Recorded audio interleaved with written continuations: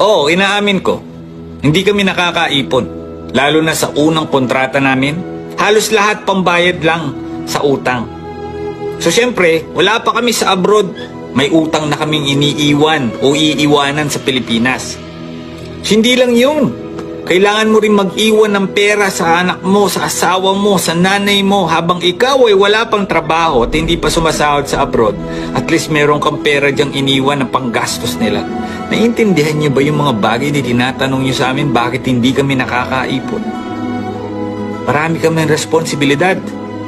Na kahit yung mga bagay na hindi na namin responsibilidad, pinapasan na namin. Yung mga bagay na hinihingi ng kamag-anak namin. Kapag hindi kami nagbigay, masama na kami. Oo, hindi kami nakakaipon. Pero kung gusto nyo makaipon yung mga Pilipino abroad, tulungan nyo kami. Tulungan sana kami ng aming mga kamag-anak kasi hindi naman biro ang trabaho namin dito. Sino bang Pilipino ang gustong malayo sa pamilya para lang kumita? Alam niyo ba yung pinapasan namin dito? Alam niyo ba yung homesickness namin dito? Alam niyo ba yung mga gutom kami dito na pagdating sa bahay, hinahanap-hanap namin yung pamilya namin maghahain sa aming pagkain pero wala. Huwag niyo naman sana kaming tingnan lang dahil sa pera.